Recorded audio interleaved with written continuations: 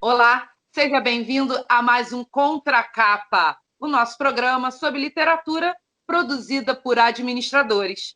E hoje o nosso convidado é o administrador Mauro Odo Nogueira, que é pesquisador do IPEA e autor do livro Um Pirilampo no Porão, um pouco de luz nos dilemas da produtividade das pequenas empresas e da informalidade no Brasil. Tudo bem, Mauro? Seja bem-vindo. Tudo bem, Érica.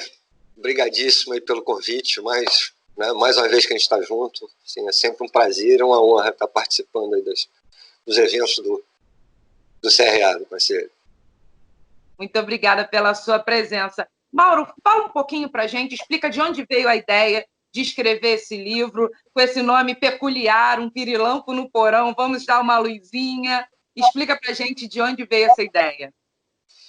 Na verdade, a ideia desse livro ele vem de um outro livro. Tá? A gente fez um projeto de pesquisa no IPEA, uma parceria do IPEA com a CEPAL, né, que é a Comissão Econômica da América Latina e Caribe, da ONU, né, que é uma instituição de pesquisa também, né, histórica. Né, e a gente fez um estudo sobre produtividade, né, tentando fazer um retrato, um diagnóstico da produtividade na economia brasileira. Eu fui um dos organizadores desse trabalho, um dos coordenadores desse grupo de pesquisa. Isso resultou em um livro típico livro acadêmico, né, aquele livro organizado, com capítulos, né, temáticos, cada um escrito por um grupo de pessoas. E esse diagnóstico da produtividade no Brasil, né, mostrava que prevalecia um conceito de economia, da economia estruturalista, chamado heterogeneidade estrutural. Né, o que é a ideia da heterogeneidade estrutural? É que você tem uma estrutura produtiva em que você tem uma disparidade de produtividade muito grande. Né? Você tem setores da economia com produtividade muito alta, né, com setores da economia com produtividade muito baixa.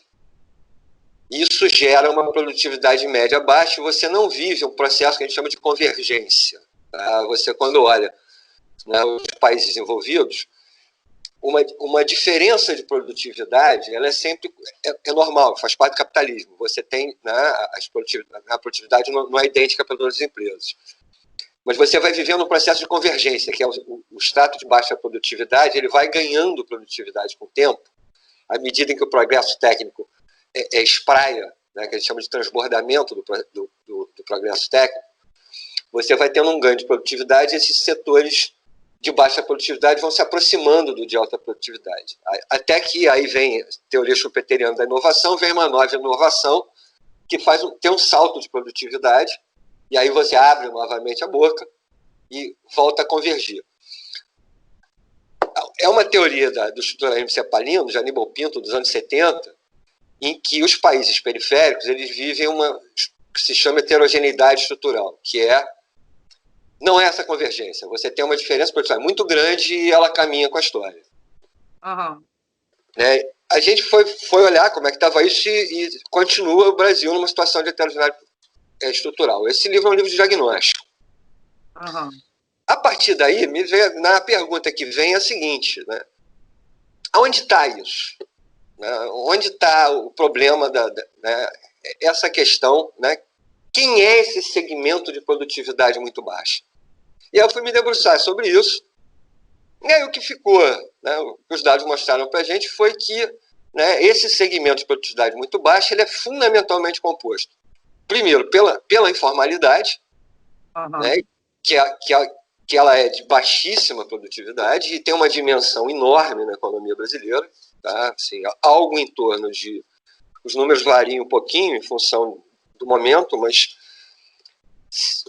aproximadamente, em grandes números, metade dos trabalhadores brasileiros são trabalhadores informais, são trabalhadores sem carteira assinada. Né? E, via de regra, apesar de ter exceções, a gente sabe que tem empresas formais que contratam sem carteira, né? Isso acontece, mas a grande massa desses trabalhadores eles são ou autônomos, que é uma empresa individual, isso mesmo com o MEI que formalizou 9 milhões de autônomos. Muita gente. O MEI formalizou algo em torno de 9 milhões de autônomos. Ainda assim, a gente tem metade dos trabalhadores informais ou como autônomos ou como empregados informais, e a sua grande maioria em micro e pequenas empresas informais. Uhum. E nas empresas formais, quer dizer, a produtividade das formais, micro e pequenas empresas, também no Brasil e na América Latina em geral, é muito baixa.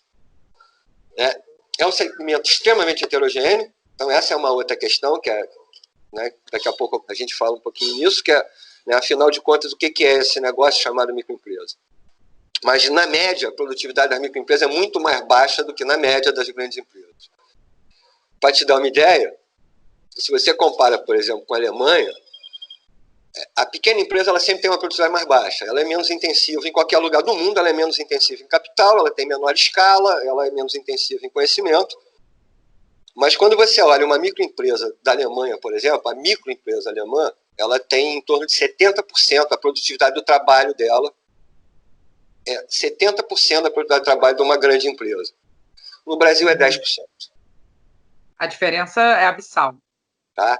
O que significa dizer que a produtividade é 10% do trabalho, é 10% da produtividade de uma grande empresa? Significa dizer que para gerar a mesma quantidade de riqueza que um trabalhador numa grande empresa gera, um trabalhador numa pequena empresa leva 10 vezes mais tempo. Ou seja, a produtividade, né, o valor gerado numa grande empresa, num mês de trabalho, por um trabalhador, é quase um ano de trabalho de um trabalhador numa microempresa. Isso não está no trabalhador. Esse mesmo trabalhador, né, quando eu falo a riqueza gerada por um trabalhador, se eu pegar esse mesmo trabalhador que está numa microempresa e colocar ele numa grande empresa, ele vai estar na produtividade da grande empresa. Isso está muito associado ao posto de trabalho dele. Sim, né, claro. ao conteúdo técnico do posto de trabalho. Então, a tecnologias de processo, a tecnologias de gestão, muito tecnologia de gestão. Né? Você, às vezes, né, a gente tem experiência de que mudanças, né, organizacionais em pequenas empresas dão ganho de produtividade, às vezes, 100%. Só sem comprar um parafuso a mais. Apenas mexendo em processos principalmente organizacionais. Tanto de gestão da empresa em si, quanto de gestão da produção, organização da produção. E aí, quer dizer, saltou aos olhos que essa questão estava nas micro e pequenas empresas, e a gente se debruçou sobre isso e foi estudar, e o resultado foi esse livro, né? Um pirilampo no porão, e a ideia é um pirilampo que tem uma luzinha, né? Porque é um universo muito grande, é um dos primeiros trabalhos assim, de mais fôlego no Brasil sobre esse segmento. E no porão com dois sentidos, quer dizer, a ideia de, primeiro, que o porão é o lugar escuro. E por que é o lugar escuro? A economia informal é conhecida como shadow economy, como economia da sombra. E o próprio mundo da microempresa formal, ele é muito pouco estudado. Você tem carências de dados, é difícil você conseguir dados consistentes sobre o setor. Né? Eu abro o livro, inclusive, com uma piada, quer dizer, a pequena empresa ela é muito pouco estudada, e isso esbarra numa história que tem que assim, estava um bêbado na rua, né? E o bêbado estava olhando no chão assim, aí um cara passou, olhou pro bêbado e falou: tá fazendo o quê, meu? O cara falou: estou procurando a chave da minha casa que eu perdi. Então ela caiu aí, ela caiu lá do outro lado da rua. Olha, para que você está procurando aqui? Porque aqui tem luz, tem um poste, está iluminado. E a gente, em economia, faz muito isso. A gente estuda onde tem dado, onde o dado está disponível, né? Onde está iluminado. E o mundo das pequenas empresas está no escuro. Então, é difícil você estudar. E, além dessa ideia de estar no escuro, quer dizer, o porão é onde está o alicerce da casa. Né? Então, a pequena empresa, né, como eu falei, metade dos trabalhadores informais estão em pequenas empresas. E metade dos trabalhadores formais estão em pequena empresa. Significa que algo em torno de 70% a 75% dos trabalhadores do país estão nas pequenas empresas. Então, é o alicerce do nosso tecido produtivo. E é uma coisa que eu sempre me debato. A gente precisa enxergar a pequena empresa como uma questão econômica. crescimento de pequena empresa é uma questão econômica, não é uma questão social. Eu não gosto quando se fala em pequena empresa, porque é questão de geração de emprego e renda. Quando você fala em geração de emprego e renda, isso aponta lá para o Ministério do Bem-Estar Social e tal. Não, isso é uma questão de desenvolvimento econômico. A gente não vai superar a nossa desigualdade social enquanto a gente não superar a nossa desigualdade produtiva. Enquanto a gente não inserir a pequena empresa, né, no horizonte do desenvolvimento econômico. E isso leva a um outro ponto que você aborda no livro, que é a questão que, por causa dessa heterogeneidade, as empresas não podem ser tratadas da mesma forma, né? Seja governamentalmente, seja economicamente, né? É um outro tema que você debate no livro. Exatamente. Eu falo que da baleia, né, falar de pequena empresa é como falar de baleia e ornitorrinco. É o tipo de um capítulo. Por que isso? Porque assim, se eu falar, vamos fazer política de, né, vamos fazer uma política de preservação dos mamíferos. Mamíferos vai de baleia a ornitorrinco, passando pelo morcego que voa e pelo ser humano. Isso tudo é mamífero. Quando você fala em microempresa, você está falando de uma startup de altíssima tecnologia, né, incubada num centro de pesquisa da PUC, da Unicamp, né? Uhum. E você está falando de uma birosca informal lá no sertão do Agreste, em Cabral do Alto. Isso tudo é microempresa. E essa heterogeneidade ela é difícil, inclusive, dos dados capturarem. Né? Uhum. Então, se eu for olhar, por exemplo, atividade de serviços de alimentação, né? Lá na última KNAI, o mais detalhado, serviço de alimentação de varejo,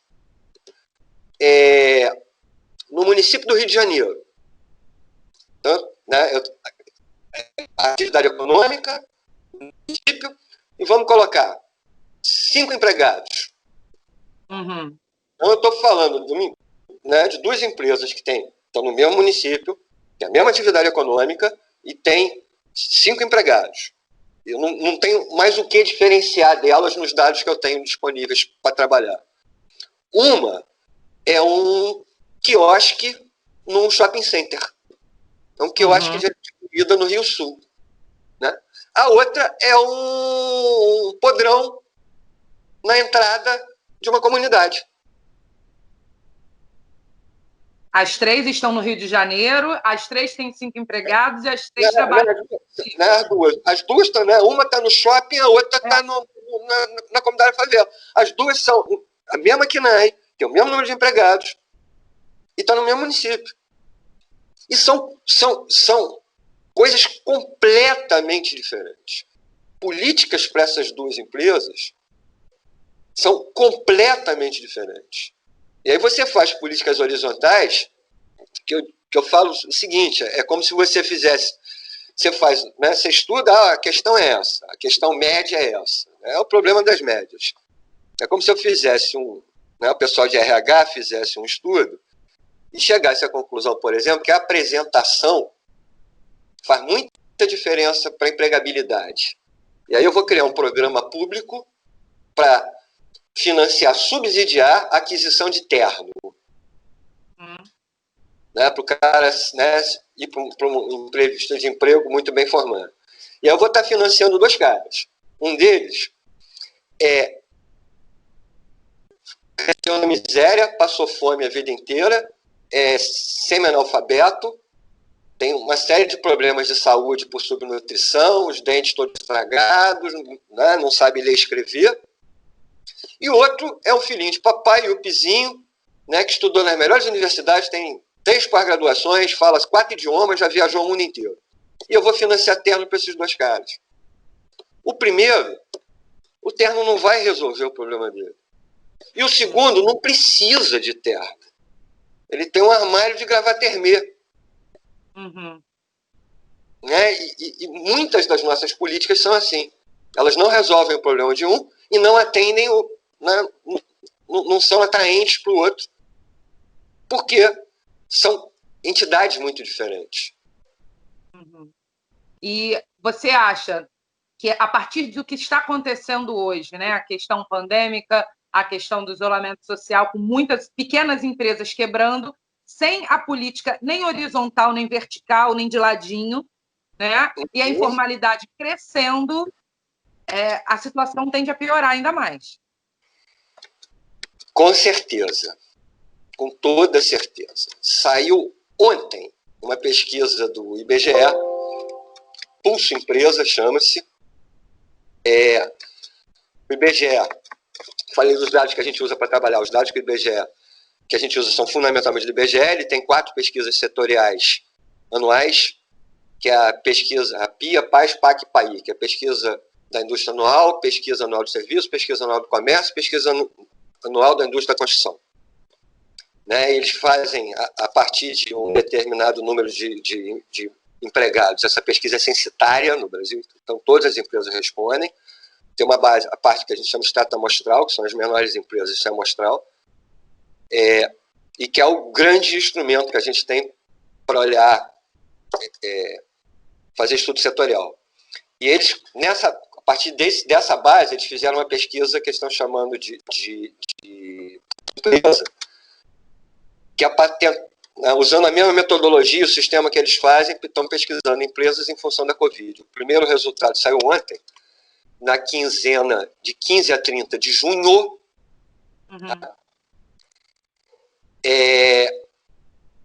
já tínhamos 17,6% das empresas do país já tinham encerrado definitivamente as suas atividades no período. Ou seja, quase um quinto. Aí vamos lá, a fragilidade. Desses 17, né,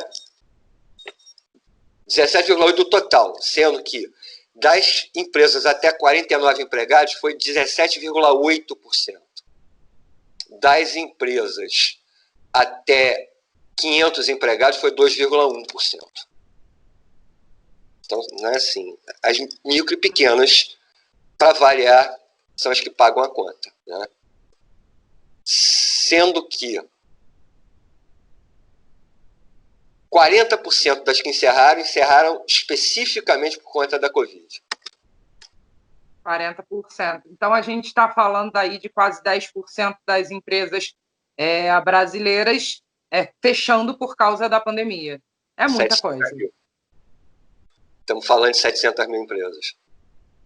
É muita coisa. É muita coisa. Então, você pode colocar aí alguma coisa. Como você tá falando num universo de empresas até 40, até 50 empregados, até 49 empregados, né? Assim, esse número é um chute que eu estou dando por conta estou pensando aqui na curva. Estou falando de 700 mil empresas, pode botar fácil aí 5, 6 milhões de postos de trabalho. Mais os donos das empresas, porque essas empresas são pequena empresa, micro e pequena empresa, é autoemprego. O dono da empresa não é um capitalista. Claro. Capitalista, né, empresário capitalista é aquele cara que tem uma participação societária numa empresa e vive de dividendo.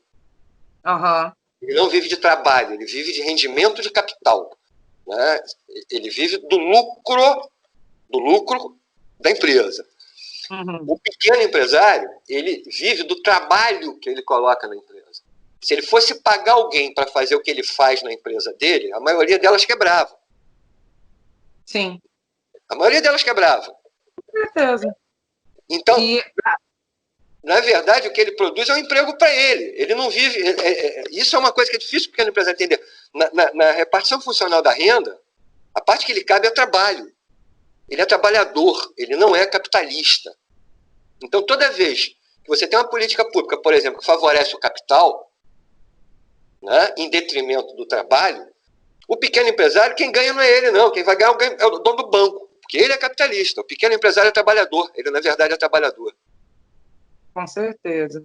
E a diminuição desses postos, a perda desses postos, o aumento da informalidade vai fazer com que a boca da produtividade fique cada vez mais distante. Certamente.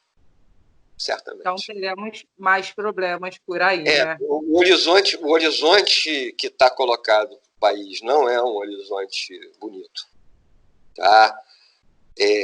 Ainda mais o comportamento que a pandemia está tendo, né? Que o Brasil criou né? O Brasil está vivendo uma situação sui generis, para variar nossas jabuticabas, né? Uhum. O mundo está tendo pico, né? Em alguns países tiveram pico e desceram, outros estão tendo picos e repiques, né? O Brasil está tendo um patamar. A gente é o único país do mundo em que ela cresceu, chegou a um ponto e estabilizou. A pandemia está estabilizada, né? O que aponta, não dá para a gente ter nenhuma avaliação de quando é que ela vai regredir. Quando você tem o pico, ela começa a descer, eu consigo projetar, né? Isso, a gente tem uma razoável normalidade, eu não sei quando. Enquanto ela estiver estável, não há como fazer qualquer projeção. Então a gente não tem ideia de quanto esse negócio vai durar. E esse negócio vai durar. E a estabilidade é uma estabilidade de 1.300 mortos dia. Isso. Né? 1.200, né? Média móvel, 1.100 e alguma coisa por dia. Exatamente. E vamos lá. Bom, agora para a gente fechar o nosso papo. Conta rápida. Estamos falando em 4 meses, 120 dias, não é isso? Isso. 700 mil por 120. 6 mil empresas fechando por dia. 6 mil empresas fechando por dia. E isso, com principalmente no segmento das microempresas, com pouquíssimo apoio governamental. Né? Todos os créditos que saíram, até o Pronamp, que foi o último que saiu, todos os créditos que saíram até o Pronamp não eram para as microempresas, eram das pequenas para cima. Então, as 6 milhões e meio de microempresas, com algo em torno de 12 milhões de trabalhadores, ficou de fora. A única alternativa para eles era a redução da jornada de trabalho, suspensão do contrato. Agora, as contas ele continua tendo que pagar, não saiu nenhum empréstimo para eles.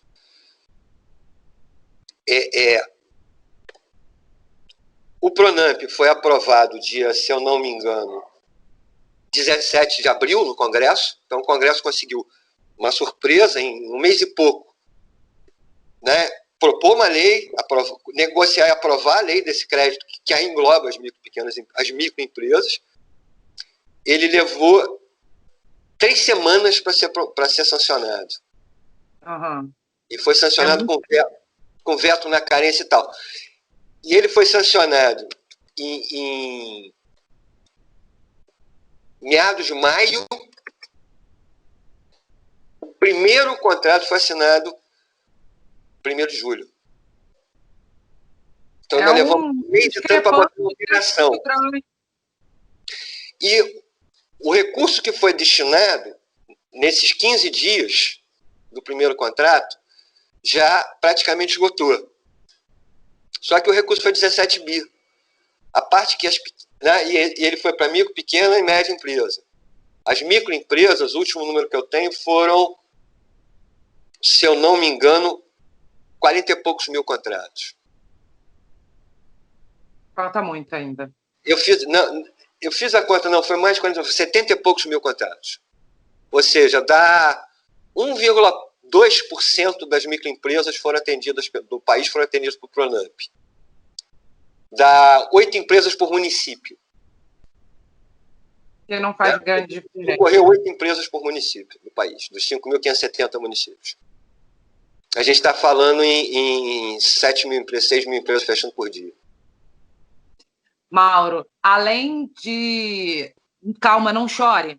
Além de calma, se você pudesse falar uma frase para a pessoa que está abrindo o teu livro agora, para ler, para entender essa questão da produtividade das micro e pequenas empresas, para a gente fechar o nosso papo, o que você falaria além de não chore? Eu falaria que tem jeito. Tem jeito. Né? Na verdade, eu termino assim, ler o livro com carinho, dá para ver que, lendo o livro, dá para ver que tem jeito. É um segmento extremamente promissor, né? É uma gente que rala, que batalha. Ganhos de produtividade nesse segmento são muito fáceis, né? Aquela coisa assim, um atleta olímpico ganhar mais um 10º de segundo é muito difícil. Agora, alguém que está começando a correr, né? Você ganha desempenho muito fácil. Então, são soluções muito simples de processo que dão enormes ganhos de produtividade, que tem um impacto médio na produtividade total do país muito grande. eu termino dizendo no livro basicamente o seguinte: a gente precisa de um projeto de país. A gente precisa de um projeto de país.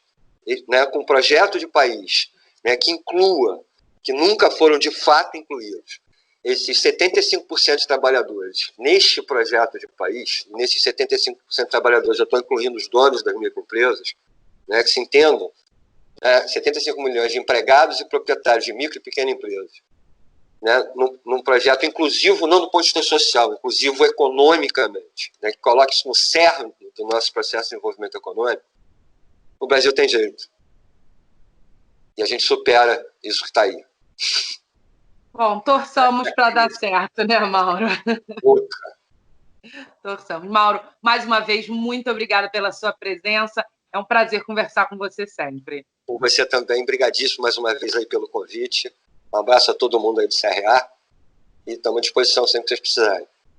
Obrigada. Bom, e você que acompanhou aqui o Contracapa, já sabe, toda segunda-feira, ao meio-dia, você tem um encontro comigo e com a literatura da administração aqui nesse programa. Um abraço, até a próxima. Tchau, tchau.